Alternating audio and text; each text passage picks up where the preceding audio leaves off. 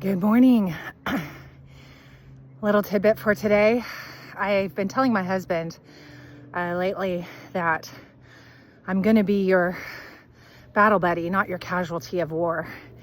And what I mean about that is that, so often in relationships or just in general, one person in a relationship tends to be the one that's like, oh, I'm just tired. That's me.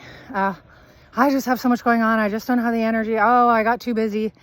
And, but recently my husband and I prayed and decided to put aside things that the Lord had asked us to put aside because he was calling us to a different place.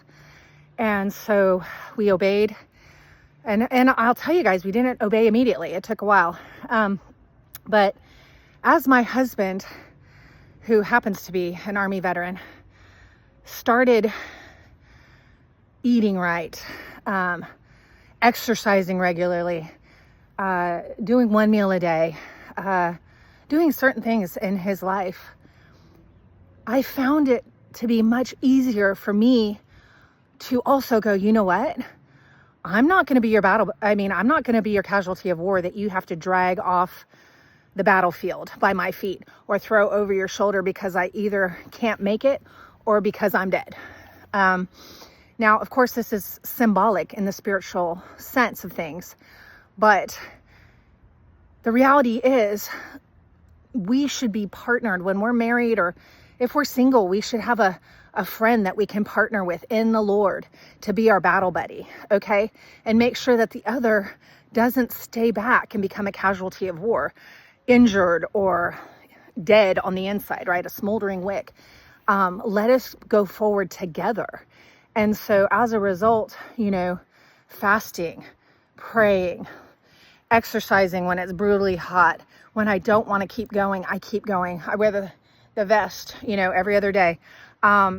Reading the word with the kids when I'm tired, listening to the word and going over it with the kids, when we're busy.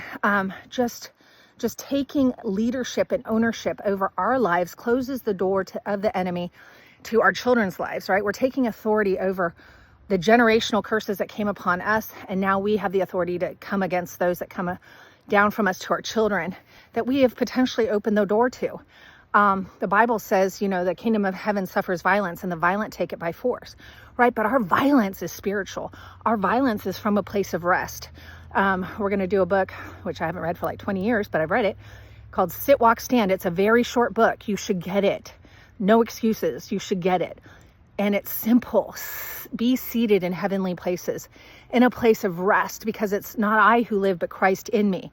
When I'm in heavenly places, then the Lord works through me to do his will, and he stands against the enemy, and he enables my feet to be on firm foundation, and to be able to walk in victory and to accomplish the things he's called me to do without fear, right? To stand against the trials and tribulations, because it's not a matter of if trials and tribulations come, it's when.